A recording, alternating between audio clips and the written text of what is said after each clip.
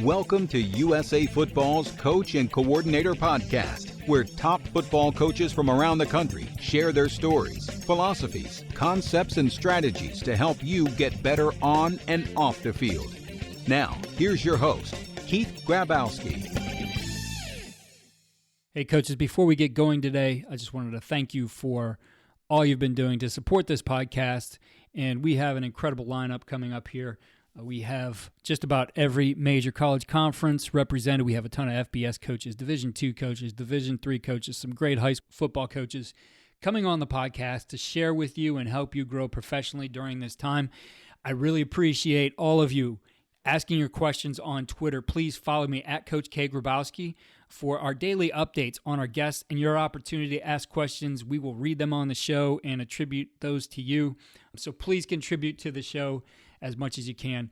Our football development model, which is something we've rolled out here at USA Football, and this is really for you to be able to help your youth football programs develop. It's about a long-term athlete development plan. It's something that comes off of the American development model, which is something that the USOC has put together. The idea is that we're able to teach skills in a progression starting at the youngest ages. We're also looking at the different game types we have, whether that's flag, which is non-contact, limited contact games like padded flag or tackle bar, and full contact, and the right progressions for contact teaching there as well. Be sure to check out all we do at footballdevelopment.com and check out what we're doing with the FDM, the football development model, at usafootball.com/FDM. On today's Coaching Coordinator podcast, we focus on building a remote plan for your team. And joining me is a frequent guest on the podcast, somebody who I'm always happy to have on and talk ball with, the head football coach at St. Charles North in Illinois, Rob Pomazak. Rob, great to have you here. Thanks for having me on, Keith. I appreciate it, as always. Good to talk to you. My preference would be that we didn't have to talk about this topic, but it's something that's a reality right now. But you know, with what you've done and the way you've used technology in your program, this wasn't necessarily a big stretch for you to be able to take your program online in this time where we're social distancing. And basically what you've done is you call it your 4-quadrant plan that's built on a Google site for your physical, technical, tactical, and mental aspects of your program. Yeah, correct. I mean, we've been progressive, I think, in the way that we use the G Suite stuff like Google Docs, Google Sites, and Google Classroom. But, you know, in this particular time when we're all to stay-at-home order and we're trying to stay connected as a program, I think it comes into play now more than ever because you really have no other way of, I guess the question I ask myself, I should say, is how do I stay connected to our kids amongst all the chaos that is going on and keep us focused towards just a common goal. And within our program, we have 4 quadrants that we try to develop our players in. And that doesn't change if we're in front of them or away from them. And that's the physical aspect, which is always going to be the strength training, the speed training. And then we have the technical aspect, which is going to be skill development based on position. And the tactical aspect is really trying to take a look at what do we feel like we do really well as a program, and what are our philosophies for tackling and takeaways. And we have a little bit of an outside the box strategy of tactical training where we kind of have a military aspect to it with certain words that mean certain things and call and response. And then finally the mental aspect of teaching our team culture, the playbook in general, and all of those little philosophies that we try to get to them. So I kind of, after I was able to secure our house and, you know, make sure that my family was okay, how do we extend ourselves and keep things moving forward? And it's been challenging, you know, so my first thing was to try to get a Google site up and running and really introduce that site to our kids and try to push them forward every week in developing themselves so that they can have a focus and a mission. Because I think their focus right now is a little different than maybe mine as a 40-year-old man. I think that the teenagers of the world are more worried about is school coming back or are we going to have prom, and the immediacy or the severity of the situation for an adult is a little different. So I wanted to give them something to focus on more so than just the news and, sitting at home playing video games. Yeah, definitely. And, we had, beginning of this, John Brewer from the U, and how, they use Just Play as a way to communicate with their players and share all these things. And, the good news is if you look at some different things, you can find a lot of cheap or free technology that allows you to get done what you need to. And essentially, you've done that with how you've built this with your Google site. How long did it take you to put all this together once you made that decision that, your house was secure and it was time to make sure you're taking care of the program? I mean, it didn't take long. I have a Google site for my staff that has a lot of the similar foundational elements of philosophies and drill work.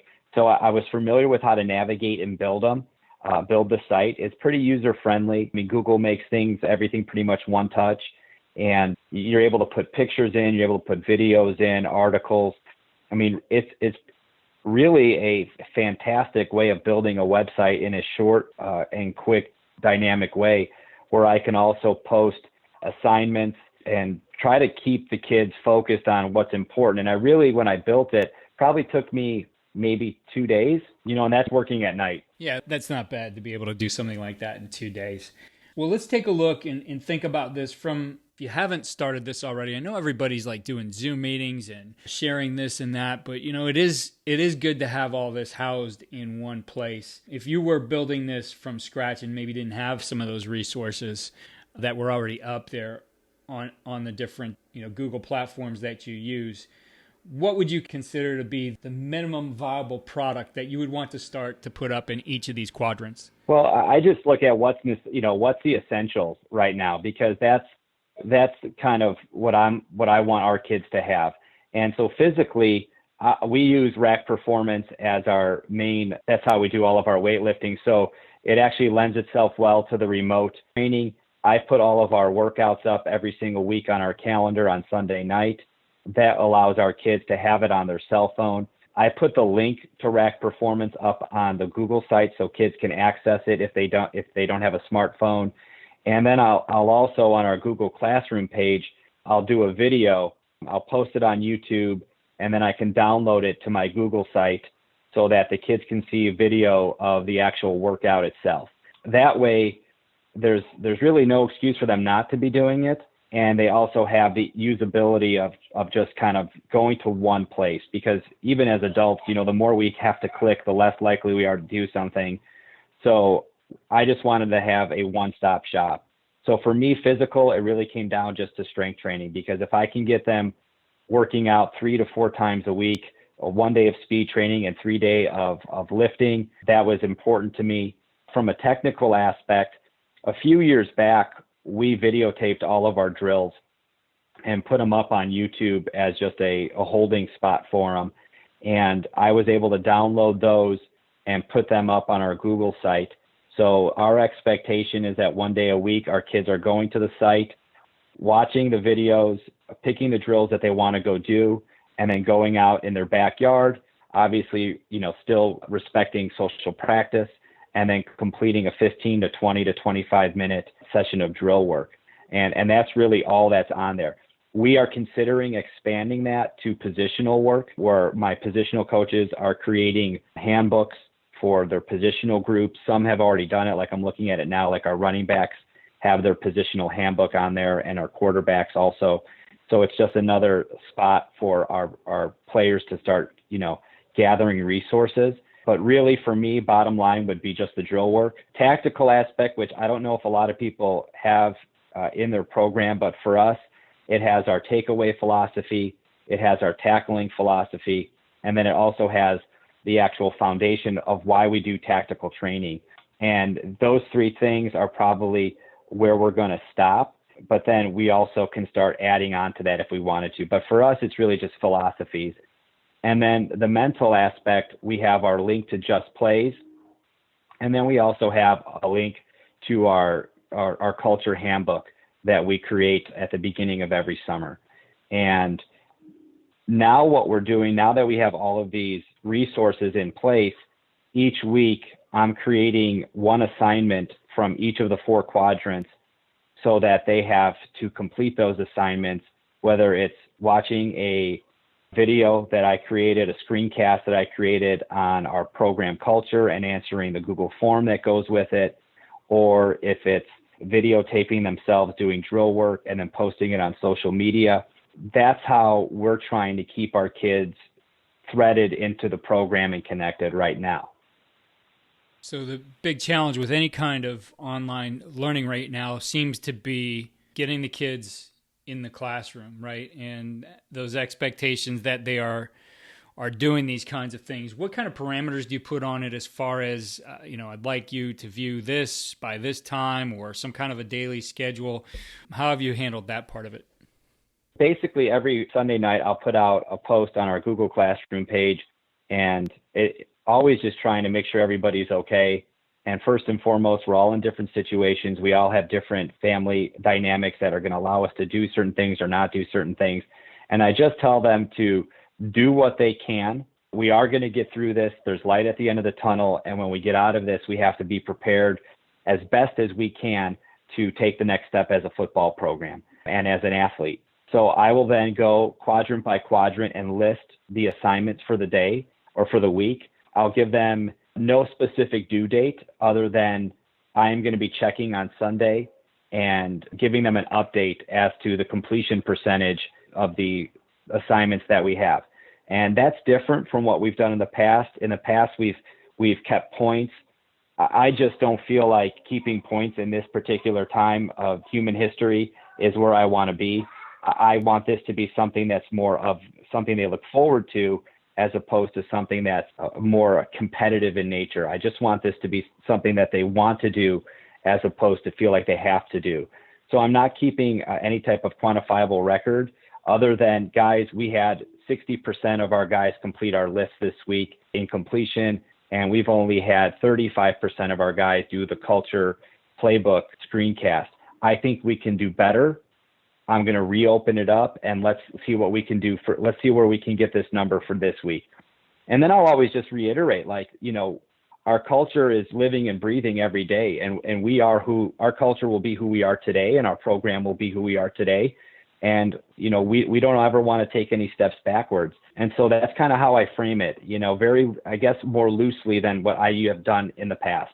Yeah, because we did share that episode. I think we called it Installing Fun, where we talked about the system you have in the summer to quantify everything, to keep points, to add that competition. But I agree with you right now. There are all kinds of different demands on families because this is an unprecedented time. So it makes a lot of sense to kind of just give those overall, here's where we're at as a team. Let's see if we could do better, rather than putting that accountability on the individual right now. Absolutely. I just don't want there to be added pressure, stress, anxiety, because, we're all feeling it. Like, none of us are exempt from it. And I certainly don't want to add stress or anxiety to my day either, where I got to feel like I got to go through 110 kids and calculate points for what they're doing. Then that's just defeating the purpose. This is supposed to be a cultural enhancer and a program builder, and not a detractor to our current situation. I know currently we're in a lot of places they're trying to get some information from coaches on how much time do you need to get your team ready, how many practices do you need before that game one, et cetera, and looking at what they can do to continue to adjust and hopefully have the season kicking off like we normally would. But the reality is everybody's going to lose some time, development time with their team. You're going to lose if, it's spring ball, you may have lost it already. I know in Ohio, we always have 10 days. I would imagine those are going to be taken away. As you look at the need for this, especially as we hit the summer, and now, I know in your state, my state, it's all remote learning. Those have officially been made the way that they're going to finish the school year. So how important is it that, as a coach, you look at this and put something in place for your team in order to get them ready for the season? I think it's imperative. I just think as football coaches, our job is connectors, and to not be, this is me personally, just to not have the ability to connect face-to-face in such an abrupt way has been really difficult to navigate through emotionally, just because that's why you coach. You coach because of the relationships you build and the sense of purpose that you have every single day in building something. And I think that's why kids get involved in football too, though, is because they enjoy that demand that's placed on them. And so I think we have to keep that going amongst all of the chaos that's going on around us or maybe afar, is just giving them a finite focus to say, okay, I can do something with purpose today that's going to help me and something I care about that's going to happen in a couple of months. I saw a great quote from another coaching friend of mine, like, to prognosticate at this point is just a waste of time. It's just going to distract you from the present moment. And I want our kids and myself to be focused on the present moment and just getting through day by day. And if we can be building something that's positive as we do that, and when we come out of this being truly tested with real adversity, we always talk about as a program, adversity is coming, and the way you respond is going to determine the outcome. And this is true adversity. A football game is not adversity, but when you have something like this is when you kind of find out who you are as a person. And, sometimes you find out things that you like and you find out things that you don't, and you want to keep working at it. So that's what I'm trying to give our kids. And I think others coaches are looking for that too. I look at social media on Twitter and just people just trying to connect in any way, shape, or form. And I think this is just something that allows me to sleep at night a little bit better, is that I'm trying to keep our kids connected. Yeah, definitely. I was going to ask you about that, just the connection side here, because I imagine when we get back to this, I think a lot of these kids, maybe if they had taken the camaraderie, the working together, the human interaction for granted, it's just going to be a relief in and of itself to get back out there and get to work together. Almost, I think, to the point that, the kickoff of the season might be anticlimactic, that I think there's going to be a lot of emotion when we finally can get back out on the field together, right? And just that we can have a season, I think, would be huge. And so we have that, I think we're all working towards. But the connection part right now, outside of you being able to connect with your kids, individually and through your 4-quadrant system, how have you promoted these guys, making sure that they connect with each other as teammates, connect, in their small groups, whatever it might be? Well, we have a leadership academy that runs in school. We have an early dismissal every other Wednesday, and I have a good friend of mine who comes in and does our leadership development. And our first order of business was, how can we keep that intact? And so we've used, our district will not allow us to use Zoom, so we use Google Meet, and we've been able to keep that leadership development class intact via Google Meet, which is great, because every other Wednesday I can check in with the 17 guys who are in that class, and we're able to kind of have a state of the program conversation, and they come to me with suggestions. And one of their suggestions was, can we get back in our platoons? Can you create some sort of platoon system so that we can at least be checking on, compartmentalize and check on guys? So I went home that night, created 16 platoons of 5, and our guys are able to now contact those 5 or 6 guys within their platoon and just see how they're doing. And I just wanted to preface the guys and say, listen, it's not about, putting your foot down and saying you're not doing something. It's about just checking on people and making sure that you're doing okay. And then it allows me to kind of go to those 15 guys and talk to them individually and see how everybody's doing. That was one way of connecting. And then the other thing that I've done is just, I call people, I just got, I put out a Google form and asked for a number that I can reach them at, and just a couple times a week, just call guys in groups of 10 or 15 and spend a minute or two on the phone with them just to see how they're doing. It's a great thing for me because it allows me to connect with them, but it's also something I think is good for them because, they like talking to the coach. And then we've also used Google Meets. Like we had our first, we did a deep dive on defense yesterday, where I had a Google meeting, and we went through our defensive philosophy and spent about an hour with the kids before the Bulls docuseries, and just talked about defense with them, and able to go through a PowerPoint, and they asked questions, and just kind of just be able to talk about something other than, what's going on. I mean, it's serious enough as it is. And it's like, sometimes it's frustrating even on TV, like every commercial is about, the virus, and it's just taking a break from it. A mental break is needed, I think, and just an opportunity to talk football is something that I've found so therapeutic, I guess. Yeah, for sure. I agree with that 100%. If I didn't have the ability to talk football right now, I might be going crazy. But what's the response been overall? I know watching your social media, I know your kids like to post things they're doing in their workouts, whether it's developing their skills or their strength and conditioning. But overall, this system with your kids, what's been the response from them and their feedback on it? The response has been pretty good. It's the early on, just kind of accessing, it's always about being that digital native and teaching them how to do things. So that's been, that's always kind of the initial struggle, is how do you access things and trying to make it user friendly. But the response has been good. When I look through Google Forms and I'm asking open questions or feedback about the program, that's always something that's enlightening to me. The percentage of guys getting it done, like I said, is something that we want to work on. I think, our first assignment, I had 20% of the kids. So, maybe like 25 out of the 100 got it done, 25%. But then giving them other opportunities and just, keep reminding them about the importance of it and seeing those numbers go up and not putting a hard, fast deadline on something, because there doesn't need to be a deadline right now. We got nothing but time. So let's see what we can do. And let's use this as an opportunity to find out the value of being involved in the program at our own rate. And some guys are going to get everything done right away, and some guys are going to come to the realization that it is important to them, and they're going to come along maybe a week or two after. And that's been exciting to me, is having that kid on the defensive meeting yesterday who I didn't think was playing this year. All of a sudden he's back in and he's excited and he's asking questions. And that's kind of been the most important thing for me.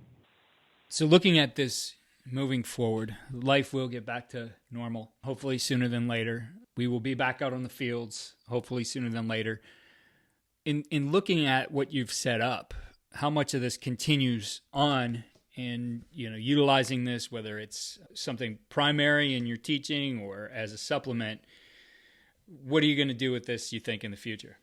Well, it's funny you ask that, because we actually were going to a different format for the summer. We were going to go to June being strictly strength and conditioning and all classroom and walkthrough. So no football, no pads, no ball. It was really going to be going back to the basics and teaching the why to everything that we're doing. Now it's going to include assignments and teaching our philosophy, teaching our tackling, our takeaways, and teaching our schemes from a very foundational level. So it's kind of forced me to push that forward a little bit quicker, but it's also allowing me to see what works and what doesn't work, and how can we develop it for when we come back. And I don't see this going away at all. I see this being just another integrated part of our program, and the ability to flip the classroom, which is always something that we're trying to do as coaches, so that we can gain more field time and have less time on the,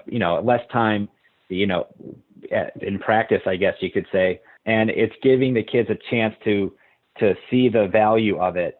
And hopefully there's a little bit more of a buy-in to it as we move into it. Like, they're all going to look at huddle and they're all going to look at just plays. But what's important is, like, can we get you to look at the little things and the details through a Google site, so that when we come in to a meeting room and we're face to face, finally, we can have a real deep, in-depth discussion. Instead of being a mile wide and an inch deep, maybe we can dig deeper into one or two finer points that they've been thinking about. And that's kind of where I see this going for us. Yeah, I think those are some really good points, and a great use of the technology, because ultimately, as your players more deeply understand what you're doing, but the better they're going to be able to perform on the field, and the results will show on Friday nights. Rob, as always, I really appreciate you taking the time and sharing what you're doing. I think these are some very helpful suggestions you offer here today. For our coaches out there, please follow him on Twitter at Robert Pomazak. That's Pomazak. Rob, as always, thanks for joining us here, and hopefully the next time we talk, life will be back to normal and we'll be back at it, right? You got it. That's what we got to think, man. Thanks for the time, Keith. I appreciate it. Coaches, again, I want to remind you of what we're doing with the football development model. Please push this down to your youth coaches. I think this is a great way for you to get some organization and structure beyond what you've already done. Check it out, all of our program development for youth football at fdm.usafootball.com. Again, check out our systems for blocking, tackling, and defeating blocks at footballdevelopment.com. If you register with your email, you get your choice of 3 free videos. There's some great things in there. I think things that as you get going again, you can get into the summer and maybe make up on some things that you might have lost if you had a spring ball, if you had time here in the spring to work on football. Some great drills for all those phases of contact. If you're enjoying the podcast, please head over to iTunes or your platform and give us a 5-star rate. If you have a minute, write a review. We really appreciate it, and we will read your review on our highlight show that we do at the end of the week. Thanks for listening to USA Football's Coach and Coordinator Podcast. For more resources, visit the Coach Performance Center at usafootball.com.